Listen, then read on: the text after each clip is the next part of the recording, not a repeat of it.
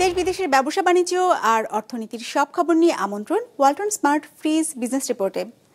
সামাজিক সুরক্ষা কর্মসূচির সংখ্যা বেশি থাকায় বাড়ছে অপচয় দুর্নীতি। 15 থেকে 20টি কর্মসূচির মাধ্যমে সেবা প্রদানের পরামর্শ সিপিডির। চুক্তিভিত্তিক উৎপাদন ব্যবস্থা না থাকায় বাড়ছে না প্রক্রিয়াজাত খাদ্যপণ্যের রপ্তানি, মিলছে না কাঙ্ক্ষিত ক্রয়াদেশ। চালুর আগেই পরিত্যক্ত ধ্বংসস্তূপে পরিণত পাবনার সুজানগরের একমাত্র বাস টার্মিনাল ব্যবহার হচ্ছে পৌরসভার ময়লার ভাগার হিসেবে। এমন সব খবর নিয়ে আমাদের আজকের আয়োজন। 250টিরও বেশি ডিজাইন অপশন নিয়ে ওয়ালটন স্মার্ট ফ্রিজ, বোঝে আপনার প্রয়োজন। 140টি নয় বরং মাত্র 15 থেকে 20টি কর্মসূচির মাধ্যমে নিশ্চিত করা সম্ভব সামাজিক নিরাপত্তা। এ খাতে যত বেশি কর্মসূচি থাকবে তত বেশি সময় অপচয় বাড়বে দুর্নীতির পরিমাণ। মঙ্গলবার সিপিডি আয়োজিত সামাজিক বৈষম্য ও দারিদ্র্য দূরীকরণ শীর্ষক আলোচনায় এমন মত উঠে আসে। বলা হয়, সম্পদ থেকে শুরু করে শিক্ষা কিংবা স্বাস্থ্য সবকিছুই নগর কেন্দ্রিক হওয়ায় বাড়ছে শহর গ্রামের ব্যবধান। এছাড়া সব ক্ষেত্রে বৈষম্যের শিকার হচ্ছেন নারীরা। বয়স্ক, বিধবা কিংবা আয়ের বিচারে পিছিয়ে পড়া জনগোষ্ঠীকে সহায়তা দিতে দেশে এখন চালু আছে 140টি কর্মসূচি। যদিও এর মধ্যেই যুক্ত আছে সরকারি কর্মকর্তা কর্মচারীদের পেনশন, কৃষিতে ভর্তুকি, বিনামূল্যে পাঠ্য বই বিতরণ সহ বিভিন্ন কর্মসূচি। তথ্য বলছে 2024-25 অর্থবছরে সামাজিক সুরক্ষা খাতে বরাদ্দ ছিল জিডিপির 2.5% আর বাজেটের 17%। যদিও সামাজিক সুরক্ষার বাইরের কর্মসূচিকে বাদ দিলে এ খাতে বরাদ্দ দাঁড়ায় জিডিপির 1.2% আর বাজেটের মাত্র 7%। যেখানে 140টি কর্মসূচির মধ্যে নিচের দিকের 50টিতে বরাদ্দ মাত্র 1%। সবগুলা প্রোগ্রামকে আমরা কনসলিডেট যদি করতে পারি, বাংলাদেশে 15 থেকে 20টা প্রোগ্রামই যথেষ্ট।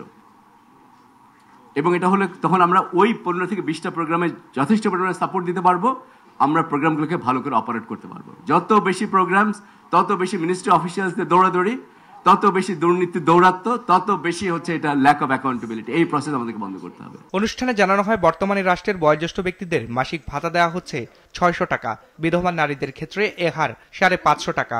এছাড়া অন্যান্য ভাতার পরিমাণও কম বেশি 500 থেকে 1000 টাকার মধ্যে। তবে বর্তমান মূল্যস্ফীতির হার বিবেচনায় নিয়ে ভাতার পরিমাণ না বাড়ানোর কারণে এর প্রকৃত মূল্য কমে যাচ্ছে বলে মত আলোচকদের।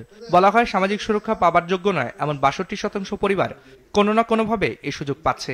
বিপরীতে যোগ্যতা থাকার পরও এই সুবিধা পাচ্ছেন না প্রায় 54% পরিবার। আমাদের অনেক স্কিম আছে, যত লোককে দেওয়ার কথা তাদেরকে দিতে পারছে যোগ্য লোক, অযোগ্য কথা ভুলে যান। তাহলে কি হচ্ছে, আমরা যদি যোগ্য লোককেও যে সুবিধা দিতে না পারি এবং ওই সুবিধা কেউ পাচ্ছে আর অনেক একই টাইপের লোক পাচ্ছে না, তাহলে তো আমরা সামাজিক নিরাপত্তা খাতের মধ্যে তো একটি সামাজিক ইনজাস্টিস তৈরি করে ফেললাম।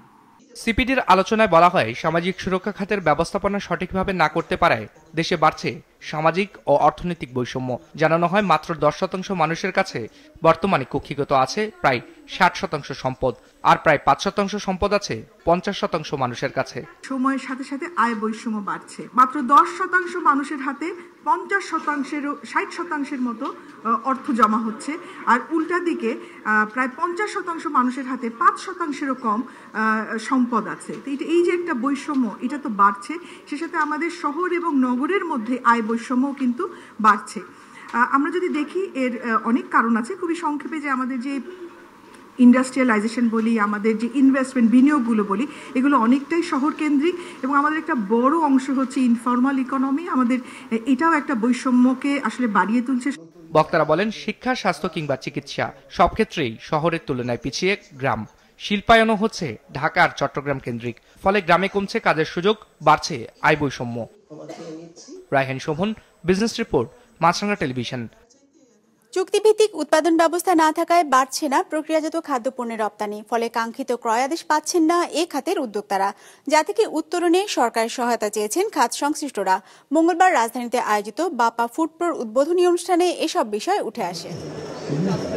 প্রক্রিয়াজাত কৃষিপণ্য উৎপাদনকারী প্রতিষ্ঠান অ্যাগ্রোভার্টস লিমিটেড 2021 সালে যাত্রা শুরু করা প্রতিষ্ঠানটি বিস্কিট, চানাচুর, আচার, মুড়ির মতো 58 ধরনের পণ্য প্রক্রিয়াজাত করে আসছে, যা মূলত রপ্তানি করা হচ্ছে কানাডা, সিঙ্গাপুর, দুবাই সহ 5টি দেশে। প্রতিষ্ঠানটি বলছে, বছরে প্রায় $35 লাখ পণ্য রপ্তানি করছে তারা, যা সামনের দিনে আরও বাড়বে। আমরা চেষ্টা দেখতেছি যে আমাদের প্রোডাক্টের ডিমান্ডও আলটিমেটলি বাড়তেছে। আমাদের যেমন মালয়েশিয়াতে আপনি দেখবেন যে সরিষার তেল, তারপরে আমাদের একটা চানাচুর আছে গার্লিক চানাচুর, ড্রাই কেক, খুবই ফেমাস। দুবাইও সেম। গত বছর যা করছি এই বছর তার অলমোস্ট ডবল হয়েছে। আমরা এটাই আশা করতেছি নেক্সট ইয়ারে অ্যাটলিস্ট 30 or 40% যাতে আমাদের বিজনেস ইনক্রিজ হয় সেইভাবেই আমরা কাজ করতেছি। হিসাব বলছে 2024-25 অর্থ বছরের প্রথম 7 মাসে প্রক্রিয়াজাত খাদ্যপণ্য রপ্তানি হয়েছে 67 কোটি 30 লাখ ডলারের, যা তার আগের বছরে একই সময়ে ছিল 60 কোটি 90 লাখ ডলার। সেই হিসেবে রপ্তানি আয়ের প্রবৃদ্ধি হয়েছে প্রায় 11% মতো, যদিও 2027 সাল নাগাদ এই খাত থেকে 200 কোটি ডলার আয় করতে চায় এ খাতের উদ্যোক্তারা। Within 2 years, $2 billion, like so that's our goal. I feel that it's not tough. I think with the energy, with the speed, with the goal, with the desire, with the ambition, with the ideas that we have, especially here in Bangladesh, we will be able to grow.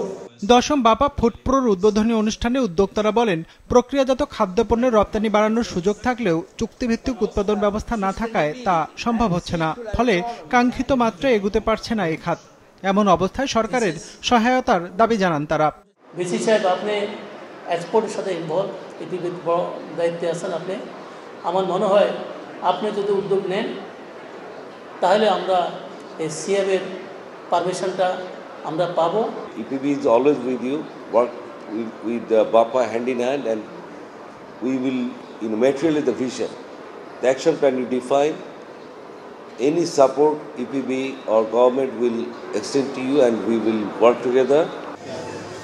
প্রক্রিয়াজাত কৃষিপণ্য উৎপাদনের সঙ্গে সম্পৃক্ত দেশি বিদেশি 2 শতাধিক প্রতিষ্ঠান অংশগ্রহণ করেছে এবারের মেলায়। 3 দিন ব্যাপী এই মেলা শেষ হবে 28 ফেব্রুয়ারি। প্রতিদিন সকাল 10টা থেকে সন্ধ্যা 7টা পর্যন্ত খোলা থাকবে সাধারণের জন্য। রঞ্জিবুল মিজান, বিজনেস রিপোর্ট, মাছরাঙ্গা টেলিভিশন। চালুর আগেই পরিত্যক্ত এক ধ্বংসস্তূপে পরিণত হয়েছে মাত্র 1 যুগ আগে নির্মিত পাবনার সুজানগরের একমাত্র বাস টার্মিনালটি। কোনো বাস না আসায় পৌরসভা এটিকে ব্যবহার করছে পৌর এলাকার ময়লা আর আবর্জনার ভাগাড় হিসেবে, ফলে চরমভাবে দূষিত হচ্ছে এলাকার পরিবেশ। এরই মধ্যে চুরি হয়ে গেছে প্রধান ফটক সহ অনেক মূল্যবান সামগ্রী। রাতুল ইসলাম সুমনের ক্যামেরায় উৎপল মির্জার রিপোর্ট। এ চিত্র সুজানগরের একমাত্র বাস টার্মিনালের। চারিদিকে ঝোড় জঙ্গল আর আগাছা, দুর্গন্ধ ছড়াচ্ছে ময়লা আর আবর্জনার স্তূপ। অথচ শহরের যানজট নিরসনের লক্ষ্যে 2011-12 অর্থ বছরে এ বাস টার্মিনালটি নির্মাণ করে সুজানগর পৌরসভা। টার্মিনালটি চালু না হয় ময়লা আর আবর্জনার ভাগাড় হিসেবে ব্যবহার করছে পৌর কর্তৃপক্ষ। পৌরসভার তামান ময়লা নিচে গাথা হয় আর তখন বিশাল বড় গাদায় হেন তিনি ওই গাঙের ভিতর ফেলায়। দুর্গন্ধ ভাই, এমনি যাওয়া যায় না। গন্ধ লাগিন আমরা এখানে আসতে পারি না, রাস্তা দিয়ে স্কুলে যেতেই পারিনি আমরা।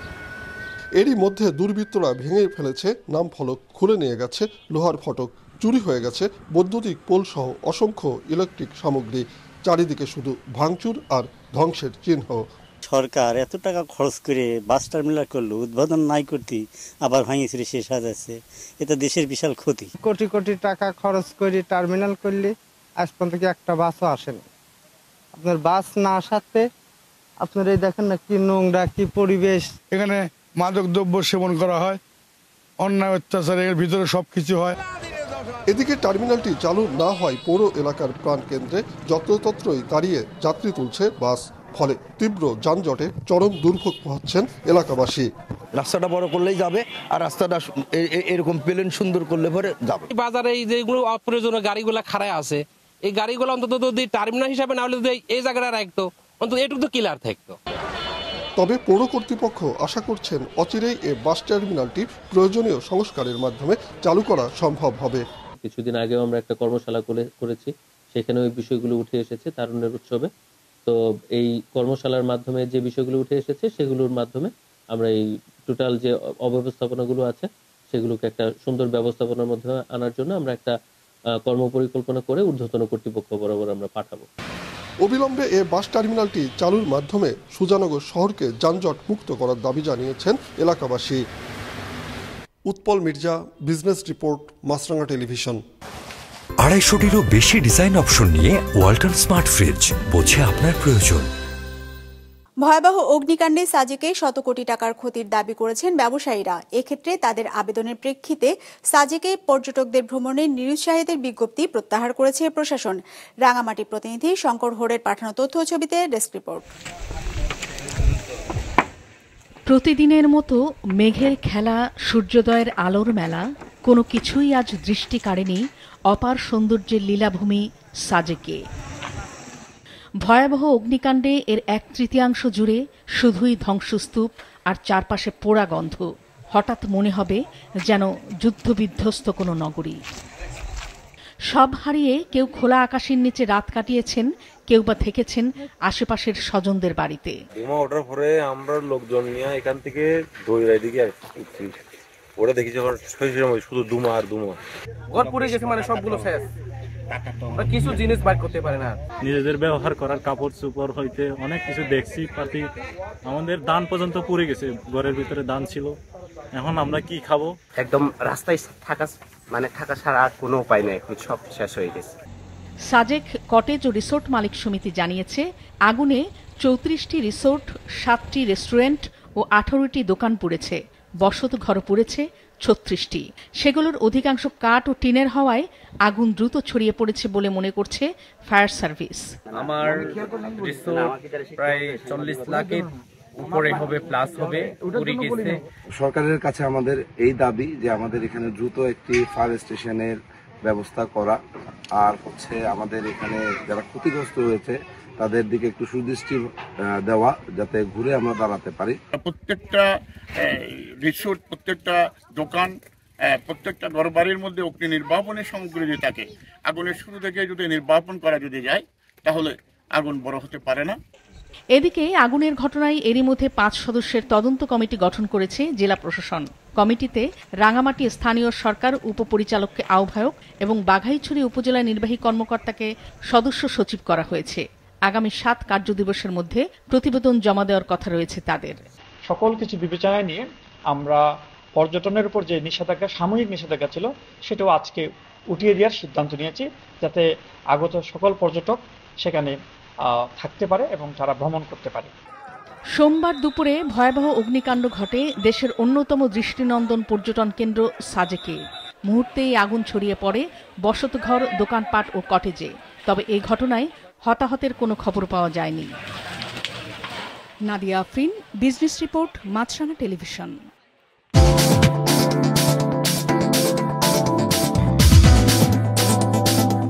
ইতিবাচক ধারায় শেষ হয়েছে ঢাকা স্টক এক্সচেঞ্জের লেনদেন। সার্বিক সূচক ডিএসসি এক্স 32 পয়েন্ট বেড়ে দাঁড়িয়েছে 5267-তে। বেচা কেনা হয়েছে 607 কোটি টাকার। লেনদেনে অংশ নেওয়া প্রতিষ্ঠানগুলোর মধ্যে দাম বেড়েছে 196টির, কমেছে 156টির, আর অপরিবর্তিত আছে 44টির দর। এবার বাজার নিয়ে বিশ্লেষণ শুনবো সিটি ব্যাংক ক্যাপিটালের। ঢাকা স্টক এক্সচেঞ্জের সার্বিক সূচক ডিএসসিএক্স ইন্ডেক্স গত দিনের চেয়ে 32.94 পয়েন্ট বেড়ে গিয়ে 5268তে এসে অবস্থান করছে। আজ দিনের শুরুতে মার্কেট ঊর্ধ্বগতি নিয়ে তার লেনদেন শুরু করে। দিনের পুরোটা সময় জুড়ে ইনভেস্টরদের মধ্যে বাই করার প্রবণতা লক্ষ্য করা যায়, যার ফলস্বরূপ দিন শেষে মার্কেট 32.94 পয়েন্ট পজিটিভ নিয়ে আজকে তার লেনদেন শেষ করে। আজ মার্কেটে লেনদেনরত কোম্পানিগুলোর মধ্যে শেয়ার মূল্য বেড়েছে 196টি, কমেছে 156টি এবং অপরিবর্তিত ছিল 44টি কোম্পানির শেয়ার মূল্য। মার্কেটে আজ টোটাল টার্নওভার ছিল 607 কোটি টাকা। মার্কেটের গত সপ্তাহের এভারেজ টার্নওভার ছিল 470 কোটি টাকা এবং চলতি সপ্তাহের 3 দিনের এভারেজ টার্নওভার ছিল 546 কোটি টাকার মতো। আজকে সবচেয়ে বেশি লেনদেন হয়েছে গ্রামীণ ফোনের। আজকে এদের প্রায় 21 কোটি টাকার মতো লেনদেন হয়েছে এবং দ্বিতীয়ত ছিল অগ্নি সিস্টেম লিমিটেড। ইন্ডেক্স বাড়ার জন্য আজ বেশি কন্ট্রিবিউশন রেখেছে ইসলামী ব্যাংক। গেইনার লিস্টে প্রথমে পাচ্ছি বিপিএমএল, দ্বিতীয়তে পাচ্ছি Sea Pearl beach resort and spa limited. ইস্পাত ও অ্যালুমিনিয়াম আমদানির ওপর যুক্তরাষ্ট্রের বাড়তি শুল্ক আরোপের প্রভাব বিশ্ববাজারে পড়তে শুরু করেছে। মার্কিন বাজারে প্রবেশের সুযোগ কমে যাওয়ায় উৎপাদনকারী দেশগুলো কাঁচামাল উৎপাদন কমিয়ে দিয়েছে। বন্দরগুলোতেও আকরিক লোহার মজুদ কমেছে আশঙ্কাজনক হারে। আর ট্রাম্পের সিনিয়র বাণিজ্য উপদেষ্টা যুক্তরাষ্ট্রের অ্যালুমিনিয়াম শিল্পকে ধ্বংসের জন্য দায়ী করেছেন অস্ট্রেলিয়াকে। ডেস্ক রিপোর্টে থাকছে বিস্তারিত। নির্মাণ, পরিবহন, ইলেকট্রনিক্স, সামরিক সরঞ্জাম তৈরি সহ বিভিন্ন কাজে ইস্পাত ও অ্যালুমিনিয়াম ব্যবহার হয়। এবার এই শিল্পের উপর 25% শুল্ক আরোপ করেছেন মার্কিন প্রেসিডেন্ট ডোনাল্ড ট্রাম্প গেল 10 ফেব্রুয়ারি।